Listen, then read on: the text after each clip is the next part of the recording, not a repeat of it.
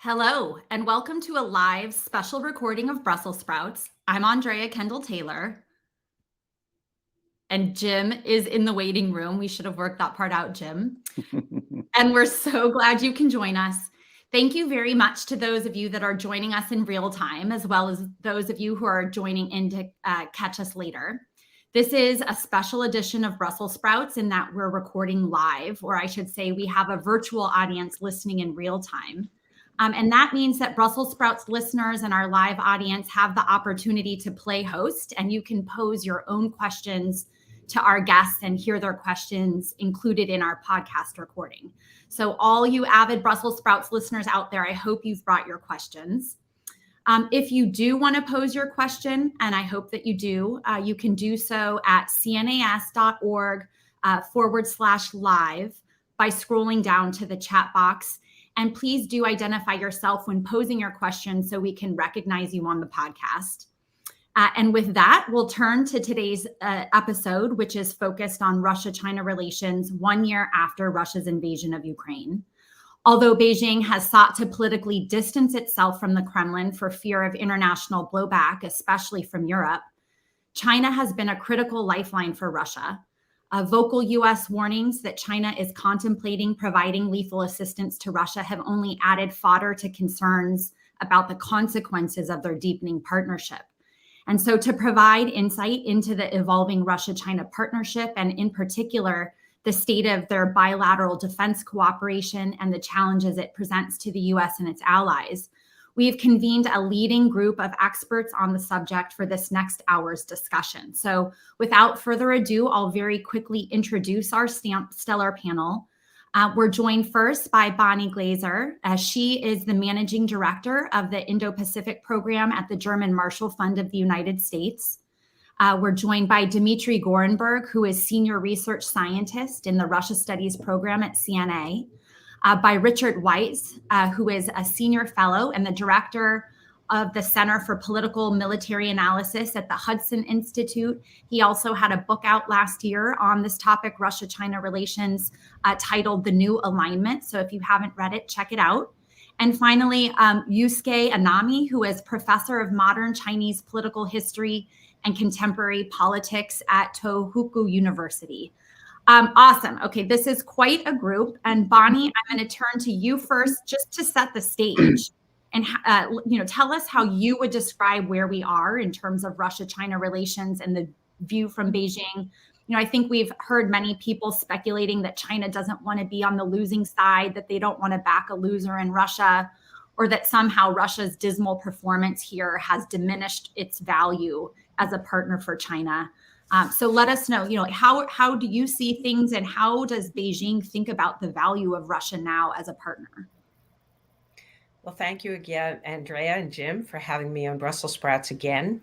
I think that the China-Russia relationship remains very important to Xi Jinping and to China overall. There continue to be some gripes in the system. We can still talk to some scholars in China who think that it is not in China's interest to get so close to Moscow. But I don't think that these people are having an impact on policy. I think that there are many aspects of Xi Jinping's visit to Moscow that are very noteworthy. And I want to mention one in particular, that as Xi Jinping was departing and he said farewell to Putin, he cited his oft-stated phrase that the changes unseen in a century, which usually he talks about opportunities and challenges, and he has referred to this phrase over the last couple of years. But he said these changes unseen in a century, we are driving them together. And I thought that was quite noteworthy. And I think that does suggest that Xi Jinping attaches importance to issues like cooperation with Moscow to reduce the role of the US dollar in the international financial system, and to expand BRICS, which they are working on together. So this is, of course, about weakening US influence and US alliances. So I think that relationship, and this was the 40th meeting between the two leaders since Xi Jinping came to power in 2012, is extremely important. That said, there was no mention in the joint statement of no limits. I think that Xi Jinping recognizes that that was not a good phrase to use, because of course there are limits. There are probably limits as to how much energy that China will actually buy from Russia. And that's something maybe we can talk about later. The fact that it's cheap does not mean that China wants to be overly dependent on any one supplier. China has always wanted to diversify. And indeed, one of the areas that I noted some differences between the two leaders was the level of enthusiasm for Power of Siberia 2 pipeline. And again, the joint statement talked about further research into expanding energy cooperation, but didn't mention that pipeline, whereas Putin had said they'd already reached an understanding on building it. It'd be interesting to talk to the Mongolians as to whether or not they have already finalized those arrangements. So those are just some of the issues that I think were touched on during the summit, but I think it was a very important one. And it is a reminder that this relationship is extremely important to both leaders, and that I believe that trying to drive a wedge between them would be rather naive at this point. Yeah, so I'm all of you feel free to jump in, but Dimitri, maybe over to you from the view from Moscow, and we can start with the visit. I think lots of people have rightly pointed out that it was somewhat of like a slim pickings, not much came out of the meeting. But there have been other views that have talked about really, though, the importance of the symbolism and that actually it was impactful. So there's kind of differing views on how people, I think, have interpreted that meeting. So I wonder what you think the view is from Russia, and then like anything you want to say about, Russia's role now in this partnership. Clearly, they don't have any real alternatives other than China. So my view is that they're kind of all in with China, but I wonder how you see that. Well, that's right. And for Russia, it's clear that this is also a critical relationship, given the lack of alternatives. And the summit was very important as a result, but primarily, as you pointed out, for the symbolism, because it creates sort of a global perception, or at least an attempt to frame a perception that these are two major powers working together in concert to limit U.S. hegemony in the world, as they put it, right? And that's politically very important. That said, there's a second aspect to that relationship, which is the sort of the empirical aspect, the concrete. What do we get out of this aspect? And in that realm, I think China's been benefiting more than Russia in from the last, from the developments of last year. Chinese foreign policy in general, again, I'm not a China expert, but from an outside perspective, they seem very good at exploiting opportunities and getting the maximum benefit from whatever comes along. And they've benefited economically from Russia's cutting of ties with Europe and reorientation to Asia for economic reasons. And cheap energy is one aspect of it, but also there's also a lot of exports to Russia, right? And there's certainly economic benefits from that for Russia. What Russia hasn't gotten, which I think they desperately want, is more military assistance, right? And I think that that's an area where they're desperately in need of components in particular, right? And the Chinese side has not given any indication that they're going to go further than they have, which is, some dual use components, things like that, but nothing, but no actual provision of, let's say, ammunition or something like that, something that would be critically important for Russia.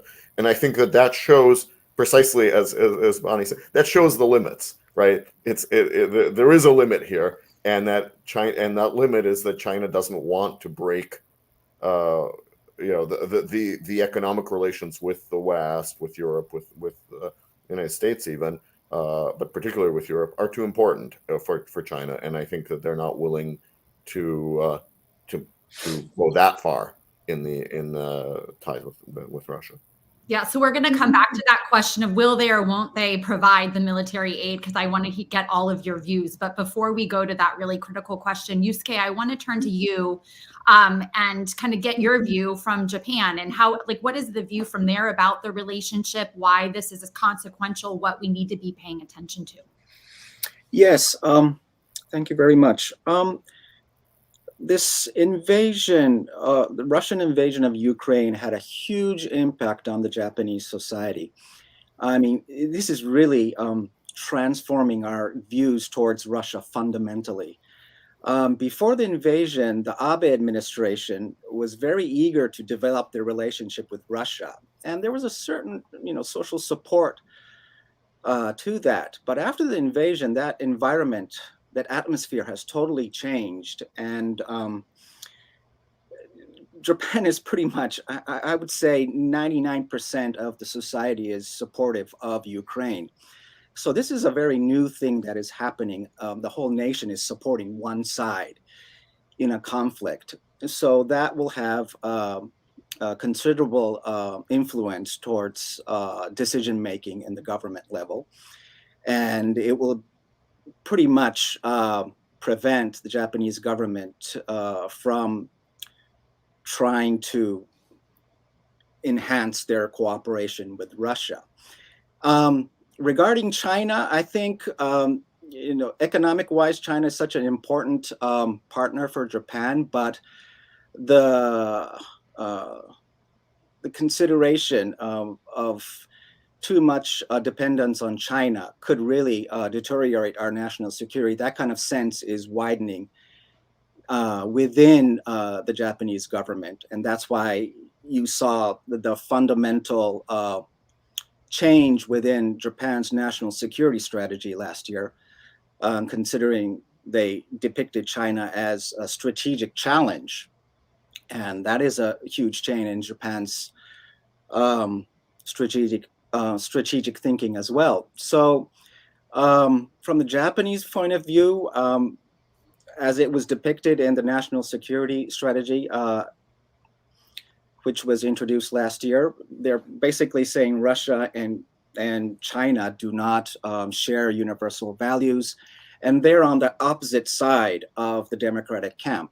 And Japan has never indicated such clear, how do you say that, separation of parties, but they're finally saying that Russia and China are on the opposite side. And but they've just introduced this new strategy, so we will see what their actions will be from now on. But from that point of view, I think Xi Jinping's visit to Moscow wasn't a surprise. It's just, this is what it's about.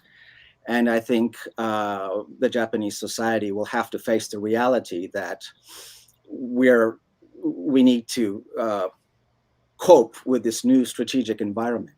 Thank you very much. Yeah, Yusuke, one follow-up question, because I think the day after the Putin-Xi meeting, your prime minister was in Kyiv. Yes. Right? So that was really remarkable. Yes, I don't think that was intentional. I think that he was planning to visit Ukraine, but it had to be in a very secretive manner. But it was a coincidence, and for people who don't, it was really symbolic. I think many, the American ambassador to Tokyo said, well, Xi Jinping is visiting, I forgot what he said, but basically Xi went to the bad guys and Kishida went to the good guys, and I don't think that was the intention, but it was very symbolic that both the leader in China and Japan went to the different sides, and I think that will also have an impact towards our image of what kind of world we're living in. Yeah, I thought it was, not knowing it was coincidence, I thought it was a really remarkable symbol. Yes. Richards, I want to, one of the, when in the work we've done on the Russia-China relationship, kind of as we've tried to articulate why it's consequential for the United States and its allies, the military relationship is one that really rises to the top because it's quite a significant and deepening relationship. And so I wonder if you can talk a little bit about how you see the state of their defense cooperation and its recent trajectory. And then I think that'll bring us up to the current moment of will there or won't we? But just to give us a little bit of context. Right. Yeah. So it's putting everything in context. I like to look at the relationship and at the lower level. So your kind of question about what's military cooperation as opposed to overall cooperation is, I think, a more profitable approach because it varies. The Russia-China relationship varies a lot by time, by place, and by issue area. So by time, it's clearly getting better and better, much better than many of us thought it could go a few years ago. Certainly in the broad sweep of history, when these countries or their earlier versions were at war, it's a very much stronger relationship. And so I can see whenever they meet why they say our relationship has never been better. But when you drill down by place, it just varies a lot by location. So it's probably strongest still in Central Asia. Some people might have thought that with the breakup of the Soviet Union, then Central Asia would naturally become an arena of competition between the newly independent Russia and China and the states in between. But no, it's been actually one of their areas of strongest cooperation. They have shared interests in keeping pro-friendly governments in power, limiting extremism, keeping the U.S. and Iran and other roles modest, and so on. I think East Asia has become increasingly important, and during the Cold War, they were at variance. The Chinese were often seemed to tilt towards Tokyo and with Russia over the northern territories, and meanwhile, the Russians were not very supportive of Chinese claims regarding the South China Sea or India or so on. But that's moved much closer in that they no longer advertise their differences and sometimes make statements supporting that, and that's where many of their exercises occurred. And then the Arctic appears to be an emerging area of cooperation, which we can get into. But in other places of the world, South America, Africa, even the Middle East and Europe, even though their policies are similar, there's not a lot of active cooperation on the ground still. And then my functional area is very much a top-down project, so it's very much driven by the two governments. So the societal connections have been very weak, even though each year the Russians and Chinese announce this will be the year of Russia and China and so on, try and drum up popular support. Until recently, the elites still prefer to send their children to study in the US and Europe and learn English, writing each other's languages. That may change given developments over the past year, but it's still pretty much a top-down project. In particular, Putin and Xi are very supportive of this relationship, very committed to it. But in the economic level, it's been lagging. And we even saw this recent summit. There was a lot of expectations there'd be announcements finally of a new pipeline, but as Bonnie said, it just didn't materialize concretely. And that's been what we've seen, a lot of memorandums of understanding and announcements of intent, but very few projects still, particularly given some of the natural compatibility between the two countries and mutual needs. The military realm, though, we have seen a lot of cooperation. I put it into sort of three baskets. So there's one basket where they meet frequently. They go to each other's Olympics. They go to each other's military conferences. Dmitry and I have seen them. And when we used to attend the Moscow Security Conference, the Chinese contingent was getting larger and larger with each year. And they had these joint statements. Before it was very much against U.S. missile defenses. They put forth the joint Korea Peninsula peace plan. Lately, they've been attacking AUKUS and so on. And that's one part of the relationship. More concretely, you've seen this very extensive and expanding exercise program. They used to just have one land exercise every couple of years, often with other groups, but now you get pretty much one each year. And the Chinese, since I think it was 2018, the Chinese have been sending their forces to the annual Russia strategic exercise, except when it was held in the West when they prudently decided to keep PLA tanks out of Belarus, and so they made up a new strategic exercise in China. But you've seen the naval exercises, they hold at least 2 a year with themselves, one in East Asia and one somewhere else. And now they've got new partners. They've recently held trilateral drills with South Africa and with Iran. You've got joint strategic aviation patrols, joint strategic joint naval patrols. So that's pretty extensive. We still don't quite understand how important that is in terms of what skills they're learning, interoperability, how far they're fusing whatever they learn to the non-participating units and so on.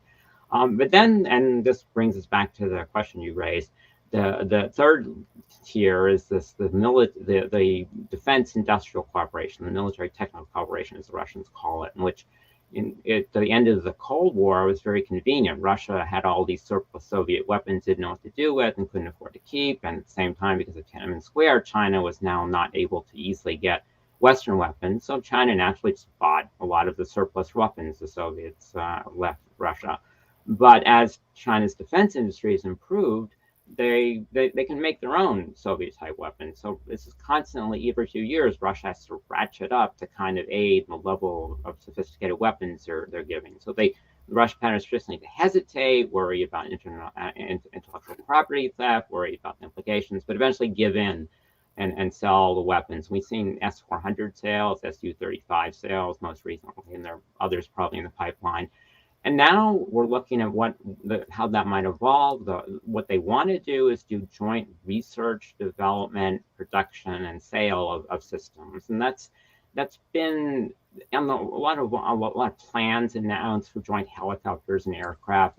It's difficult to see much progress there, perhaps because of COVID or the Ukraine war, but that's certainly a logical area. If they can make their own weapons, use them for their own forces, sell them to Pakistan, and so on.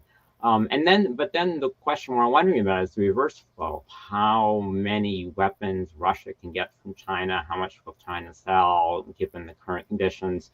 And so that's something that could have a big impact long term, even if, as Dmitry is right, we won't see it during the war itself. Just maybe just add a couple of things on this.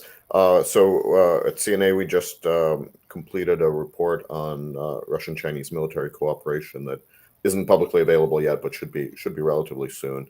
But one thing that really jumped out is that Richard, I totally agree with everything Richard said. The one thing I would add is that there's variation over time in these three baskets, or at least in the two practical baskets. I think the visits have been increasing over time, and that's pretty clear.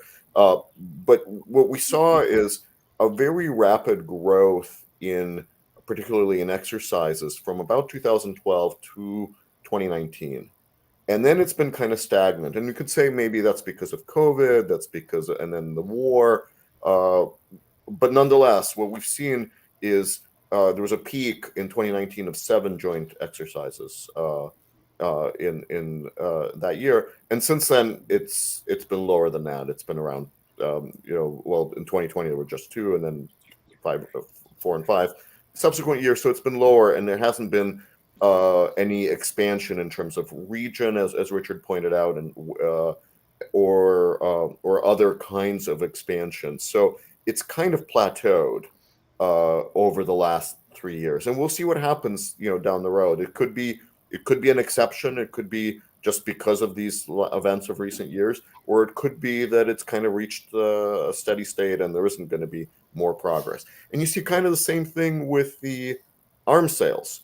There were various kind of peaks and valleys in terms of Russian arms sales to China. The most recent peak was after 2014, when I think that there was a decision made in Moscow that they had really no choice but to sell, to build a closer relationship with China, and therefore sell some of the advanced weapons that they had refused to sell previously.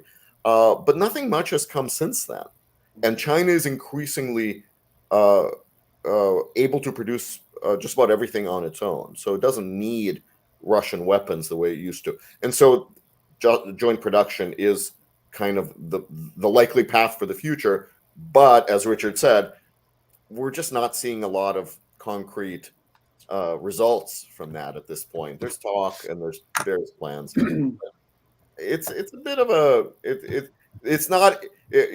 What I'm trying to do is I'm trying to sort of counter the view that this is an ever expanding, constantly expanding relationship. It's not. It goes through ups and downs, and right now it's in more of a plateau than an upswing from my point of view. Okay, Bonnie, do you agree? And it just to kind of complete Richard's question, which got us right up to the point, obviously Russia's hoping that they will be a net beneficiary of this military cooperation, in particular needs on ammunition and other things. So the question is, will they do it? You know, what do you think is the prospect? We've heard the very vocal warnings from the US administration that China is at least contemplating providing the lethal aid. And so what do you make of those warnings?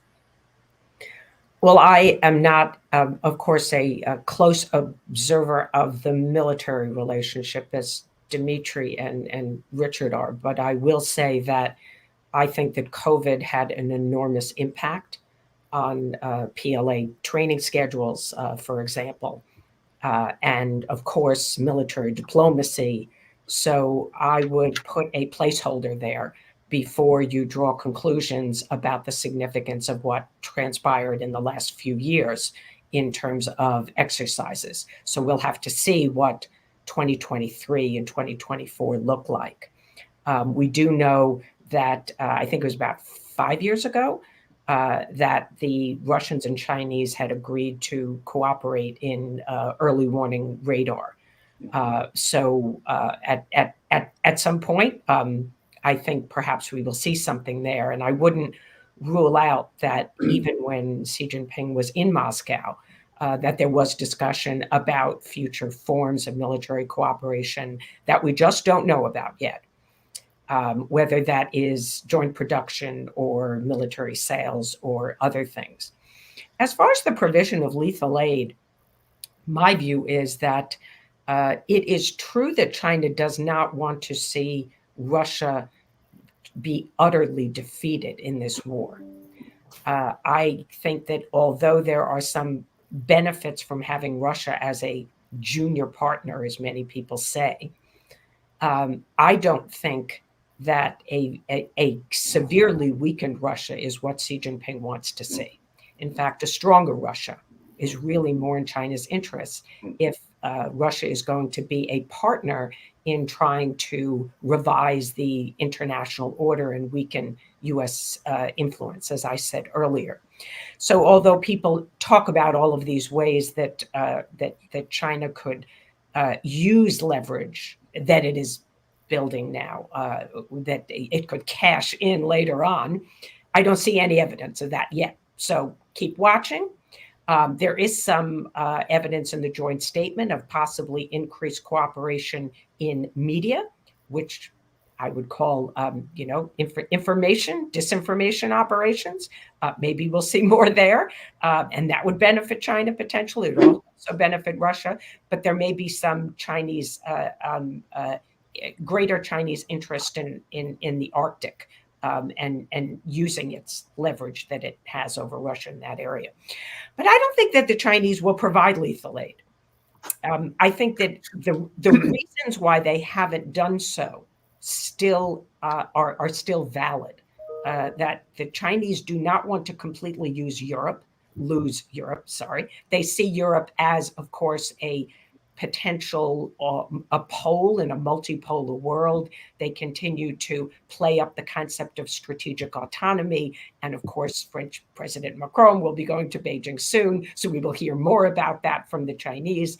I think that this is, Europe's just very important, and they recognize the damage that has been done to China's relationship with Europe, beginning, of course, with the imposition of sanctions, first by the EU and then by China, but more importantly, by Russia's invasion of Ukraine.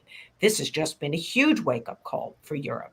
And so the provision of lethal aid would almost sort of put the nail in the coffin, right? I mean, I think that this would deal a very severe blow to China's relationship with Europe.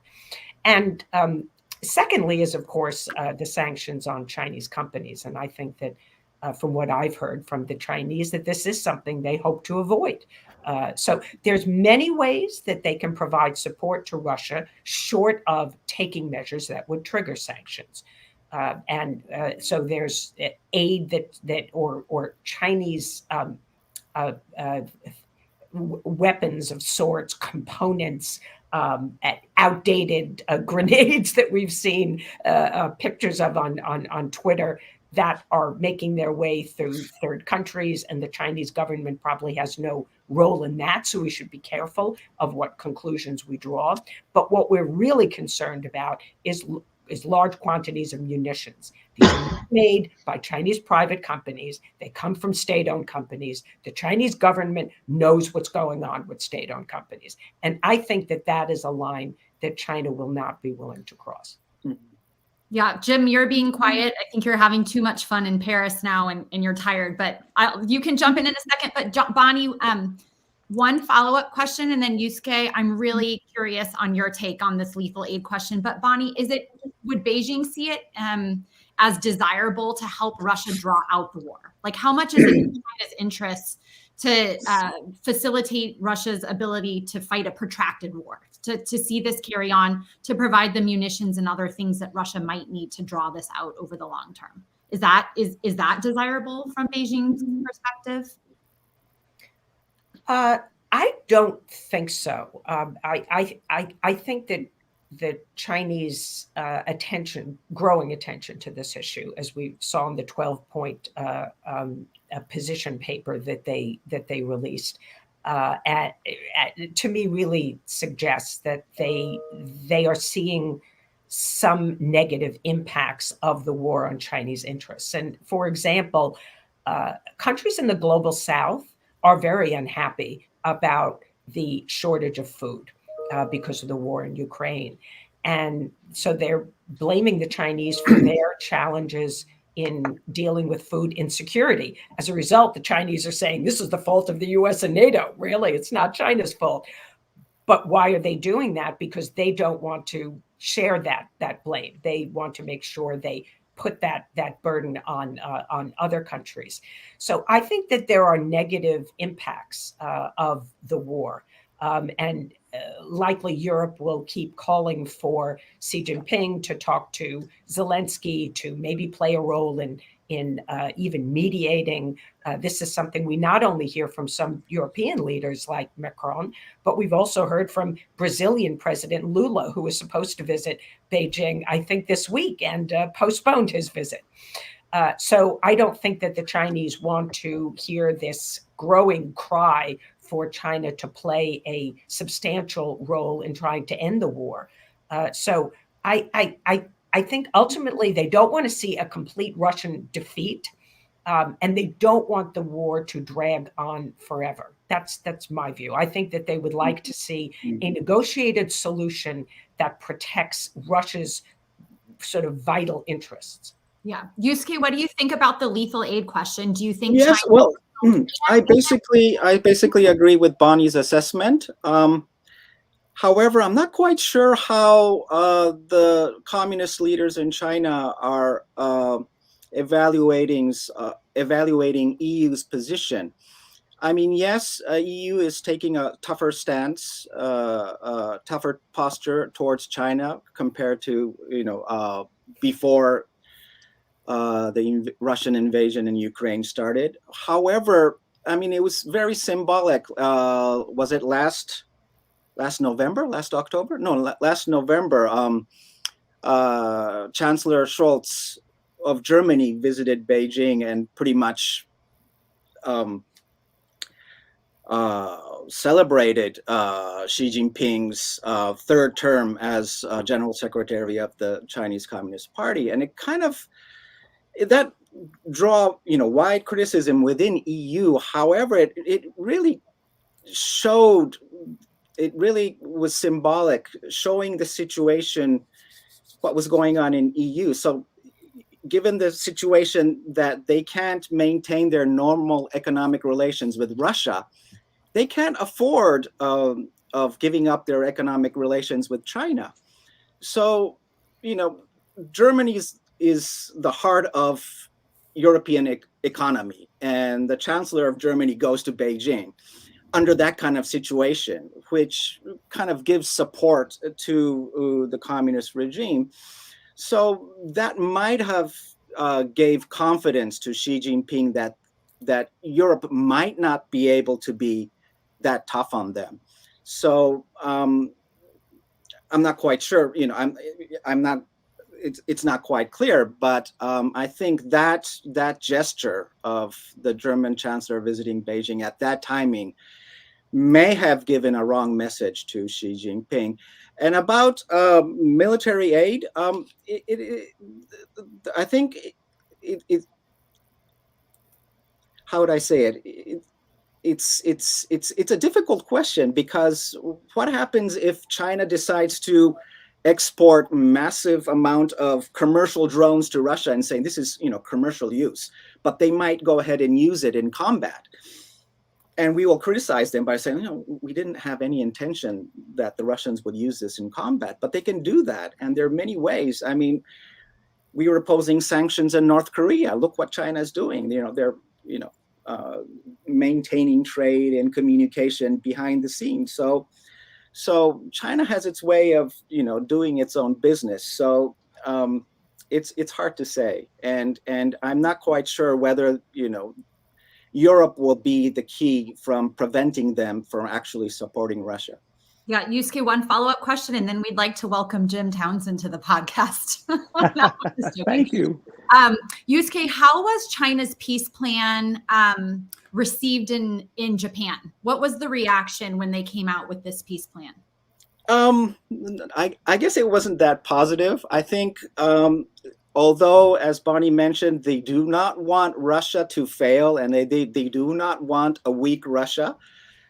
So they are, maintaining their trade. They're actually, expanding their trade with Russia, but they do not want to have the same kind of label that China is an aggressive nation. So, so I think the going to Russia was an act of trying to appeal to the international community that they are not an aggressive state. That they do consider.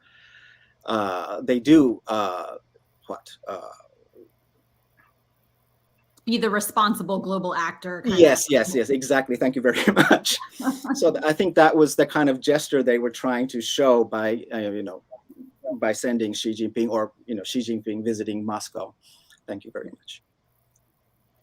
Tim, we've been waiting for you must have a really good question by now. I had about 5 questions, and they've all been answered, and I've been just scrambling each time to come up with another one, and then someone else hits it out of the park. So, but there is something. This is a very simple question. Did Putin have a good meeting? Do you think? Do you think he left the meeting and the ceremonies and the clinking of glasses and feeling that he had a good meeting with Xi, or do you think he came away feeling that he didn't get a whole lot from it? That Xi arrived with a whole different narrative than what Putin wanted him to have. Xi arrived as a peacemaker. Xi arrived, and it almost sounded like, as they went through the day or so of meetings, that Russia was really kind of the junior partner. Bonnie, as we were saying. I mean, at the end of the day, do you think Putin came away saying that was a good meeting, or do you think he felt he really came up short? There wasn't a lot that he got out of this himself in terms of assistance, or in terms of the appearance of Putin being an equal to Xi, and their partners together, etc. I mean, I'm wondering what the feeling was when it was wheels up for Xi and he was flying out to Beijing. Did Putin go back to the Kremlin and go, God, I didn't get a whole lot out of this? Dimitri, you want to jump on that one? Sure. So, trying to read Putin's mind is not necessarily a fruitful endeavor. So all I can do is give you my take, which is that if I were Putin, I would be disappointed. But whether he actually is disappointed, I don't know. I've long ago stopped thinking of him as a rational actor. So in any meaningful definition of rationality. So I mean, the symbolic, I think we talked about this a little bit earlier, right? The symbolic aspects has a great deal of symbolic. That's good from the Russian point of view. On the other hand, practically, I don't think they got much out of it. So, what's the balance between those two for Putin? I don't know. So we have a great question from the audience from Rima, who's asking about the nuclear weapons announcement. So Rima asks, immediately after the Russia-China summit, Russia moves nuclear weapons into Belarus or agrees to complete the storage facility. China has been rather vocal about NPT adherence and the movement of nuclear material into a non-treaty country. Shouldn't China feel vexed and openly express its vexation with Russia's move? Richard, how did you interpret Putin's announcement, which totally contradicted the joint statement that they signed right after the meeting, which talked about not having nuclear weapons abroad? How do we interpret that? Yeah, bringing back the previous question about how Putin saw the whole visit, he didn't give everything he wanted, but he didn't have to really give a lot either. So unlike in the Samarkand SEO summit last fall, he didn't have to apologize to putting Xi in a difficult position. He got a lot of joint statement and joint publications of op-eds in each other's papers, reaffirmed some common principles. But as you point out, one of those principles was opposition to NATO nuclear sharing. U.S. has nuclear weapons on NATO countries, and they were trying to put the AUKUS, trilateral military-industrial partnership, in the same category, saying it was violating proliferation norms. So it was kind of odd after that ended that we heard this announcement that the Russians intend to go ahead with constructing the site and citing the NATO example. But the Chinese and Russians have refrained from criticizing each other on many things. So I doubt we'll see a China criticism of this overtly. The one positive element of the Chinese peace principles, I wouldn't really call it a plan, was it talked a lot about need to make sure that nuclear facilities are not threatened during wartime and so on. That was perhaps an implicit criticism of Russia. So China clearly would like it to limit nuclear proliferation, would like to ensure the security of nuclear energy facilities, since they're a major nuclear exporter. But at this point, given the closeness relationship, given how it looks like Russia's going to help China expand its nuclear forces by helping them get more nuclear uranium fuel so that they can use for reprocessing, which has been a major limit on China's ability to produce fissile material, it needs to build up nuclear expansion. I think China is just going to let it go or blame NATO and so on. Yeah, Bonnie, what do you think? So I think that this is a significant area of difference between Xi Jinping and Putin. I agree with Richard. The Chinese are not going to call out the Russians. There's no reason why they would say anything publicly to criticize him. But this is the one issue that the Europeans have, of course, reached out to China on. And Xi Jinping did come out in his meeting with Olaf Scholz for the first time and say that, nuclear weapons should not be used. A restatement of China's position. He didn't mention Russia, but we all know that was a signal that China was willing to do some small thing to imply that Russia should not use nuclear weapons to help strengthen ties with Europe. So to me, it is, you can't miss the fact, as you said, Andrea, that the joint statement says very explicitly that nuclear weapons should not be deployed in third countries. And then within 3 days, Putin comes out and says, I'm deploying TAC nukes in Belarus. And so I think that this is not something that Xi Jinping welcomes. I think that he will not want to see more pressure coming from Europe to say more on the nuclear question, because he said his piece, right? I don't think he wants to say anything, as I said earlier, that's explicitly critical of Russia. But I think that with the flow of European leaders now going to Beijing, we have the Spanish president as well, and there will be others, there's going to be more pressure on China to intervene on this issue. And the Chinese, in terms of their own interest, do not want to see nuclear weapons used on the battlefield in Ukraine. So it's a question of pressure being put on Xi Jinping, and then potentially the way that nuclear signaling is being used and the potential for actual nuclear use. I don't think that this serves Chinese interests. Yeah, I agree. Did you want to jump in? Yeah, just add very briefly that, the whole move, right, like separate from the Russia-China angle, the announcement, Putin's announcement, right, is a bit, it doesn't make sense, right? Like we'll see what actually happens. Nothing's been done, right? It's an announcement saying we're going to complete a facility, and then at some point we might do something there, because they have very similar storage facilities very close to the Belarus border, right? It's not like this is a major strategic advantage of some kind or something like that. So I think, to bring it back to the Russia-China, I think that certainly China doesn't need to do anything until something actually happens, right? Like this is some announcement about something that might come in the future. Well, if it does, there will be protests from the Europeans, and the Chinese might be under some pressure to kind of restate something. But until that point, there's no need to do anything. Yeah, I agree. Okay, I want to spend the remaining time that we have kind of trying to articulate the implications of the relationship. And we have a question from an audience member, from Rick, also, who's asking, his question says, during the Cold War, we panicked over the alignment of two powerful communist states, completely overlooking the differing national interests that divided them. Any indication that we may be panicking again? And I mean, it gets to this issue of like, what is this? What are the actual implications for the U.S.? We don't want to incorrectly overstate the significance of the relationship and then change our behavior accordingly. So if you're a U.S. policymaker, European, or in the Indo-Pacific, what about the relationship is so concerning? And I wonder, if Richard and Dimitri, you want to jump in on the military side and kind of articulate for us why this matters. Well, you really do have to drill down.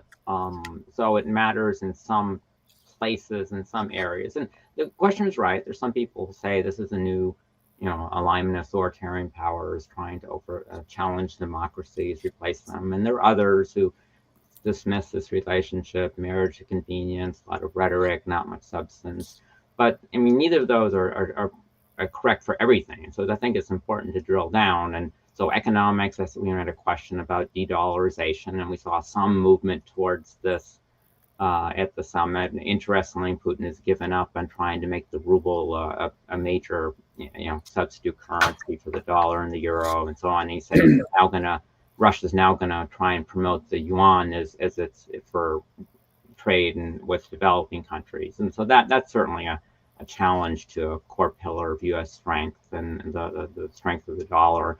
In terms of military, it's a bit up in the air. I would say that, certainly the weapons that Russia provided earlier and the technology earlier to the PLA was very important. I think it helped them fill in a lot of gaps and develop a naval aviation component and robust missile facilities. Dmitry said now they can produce a lot of this themselves, but there's still probably some things they would want to learn more about through exercises or technology transfer, particularly submarine warfare, anti-submarine warfare, how to conceal their subs better. Bonnie mentioned the early warning announcement, missile early warning. We'll see how that goes. So there are some areas which still can hurt the U.S.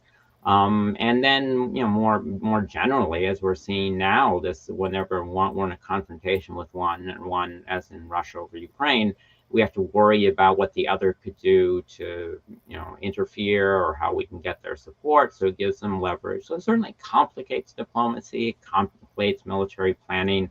And I think the most serious implication is going to be in the realms of arms control. As long as China keeps on building up its nuclear forces, and as long as Russia is not going to do anything help limit that or even engage in arms control, it's really forcing the U.S. to confront the question of how much is enough. Can we continue to rely on the nuclear forces we adopted a decade ago sufficient to respond to a Russian attack or a Chinese attack or anything else?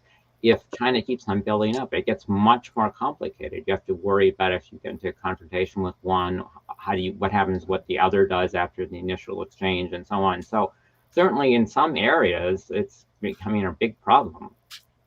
Yusuke, what does that look like from Japan too? I mean, Richard raised a lot of important points about like the submarine quieting and anti-ship missiles, and there are things that Russia can help China improve its capabilities in the Indo-Pacific. So from your perspective, what are the most concerning dimensions of this partnership? Thank you. I think we need to understand this issue from a broader aspect. My understanding is that the situation we're facing with Russia and China, this is a side effect of economic interdependence or economic globalization. We knew these countries were autocratic state, yet we went ahead and enhanced our economic relationship with these two countries. As I always say to my students, China didn't rise by itself. The United States and Japan raised this country. And we supported China based on the understanding that this country will democratize.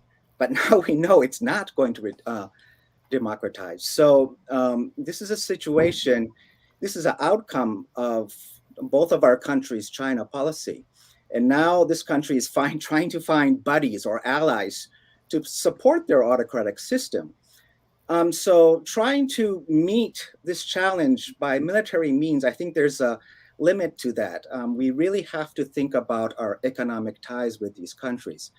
And if we don't look into that area, I think they will continue to utilize their economic ties with the United States, EU, and Japan, and translate that into military power. So this is a fundamental change that we really have to rethink our way of doing trade with other countries, really not thinking about their political system.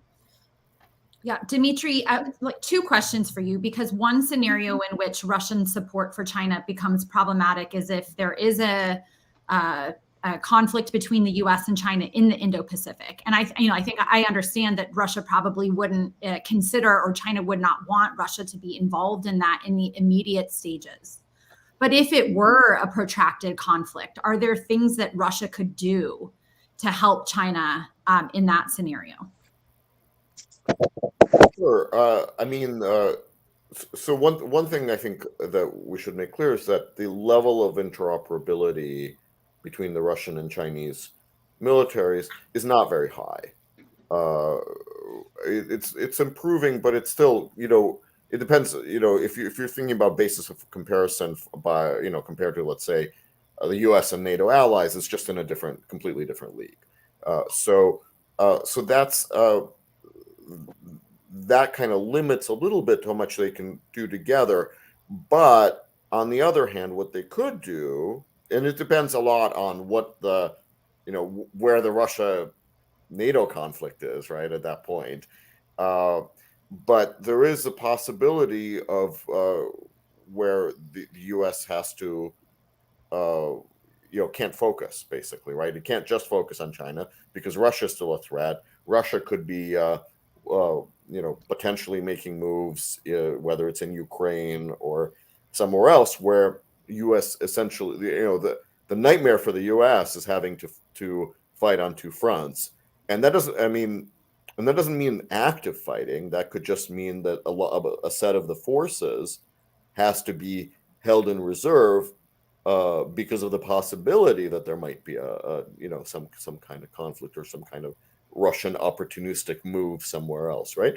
So I think that's really where Russia can help the most in the event of such a conflict, is just pinning some set of NATO, U.S. and NATO ally forces elsewhere, and that doesn't have to be in Asia at all.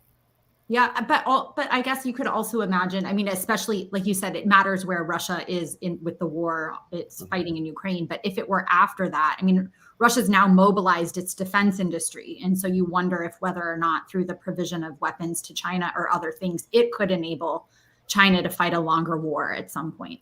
Yeah, I mean, we're talking. It depends on the time frame, right? Because the first thing that's the Russia's going to when the war with Ukraine ends, uh, the first thing Russia's going to have to do is rebuild its own ground forces, right? And that's going to take. I've seen various estimates, but you know, there's some up to a decade to do that. So now they could shortchange their own forces and shift to China, of course, but their top priority is going. We've already seen certain arms sales contracts going unfilled on the Russian side because they've redirected their defense industry to their own needs. So that's going to, I think, continue for some time. Bonnie, I want to give you the last word, but like just to hear your views on why this relationship matters, and again, trying to be concrete. And so we're not overstating the challenge, but really helping focus policymakers' minds on why this matters. How do you think about that? Well, I do think it's important to right size the challenge. And as there have been many discussions, of course, in the United States just about, sorry, how to evaluate the set of challenges that China just poses, even without Russia. And there's a lot of debate. We had Representative Gallagher in the first hearing in the Select Committee on China refer to the China threat as existential. And that is being discussed by people. Is it existential? How should we define that? And so it is important to understand what China and Russia are doing together, what they could do together, and whether there's any way to influence that. And I don't mean drive a wedge, but to signal that the consequences of cooperating in some areas would be very, very costly. And I think we need to think about the range of things that they could do and then assess that likelihood. I'm more worried about the near term, which is more about the peacetime cooperation, about undermining the international order, working together at the United Nations. China and Russia work together to develop potential positions on space, cyber, freedom of information, human rights, things like that. So there's a whole set of issues that relate to the UN. I worry that maybe China will try to encourage Russia to give them more support on Taiwan, which so far has been just rhetorical. But I would not like to see Russia step up in any way that would be more harmful to Taiwan, even suggesting that they might provide some rear support in the event that China attacked Taiwan. But at the other end of the spectrum, in the more sort of extreme, if we really want to be worried scenario and think about a possible wartime cooperation, is the issue of coordination of nuclear strategy. This is something we haven't talked about, but I think that there are people who are concerned that in the event of a war, that the United States might have to have targets in both China and Russia at the same time and have sufficient number of warheads to be able to threaten both.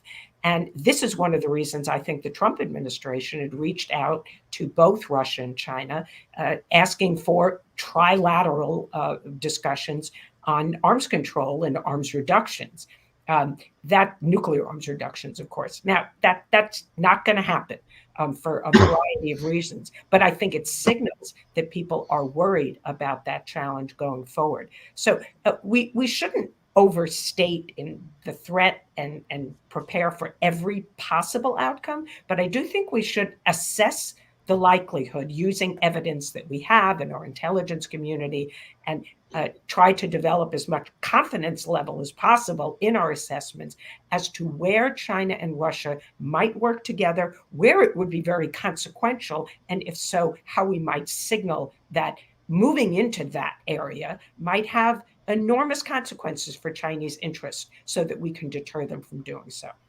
Well, it's a perfect place to end. I want to thank you for joining us. It's been a great conversation. I mean, obviously this debate has evolved quite a lot over the last several years, and the war in Ukraine, I think, has really brought this back to the surface and made us all think very hard about the nature of this relationship. So I really appreciate all of your different perspectives on this. And I know it's a thing that we'll be focused on for some time to come. So Bonnie and Dimitri and Richard and Yusuke, thank you so much for joining us. And thanks to all our Brussels Sprouts listeners as well.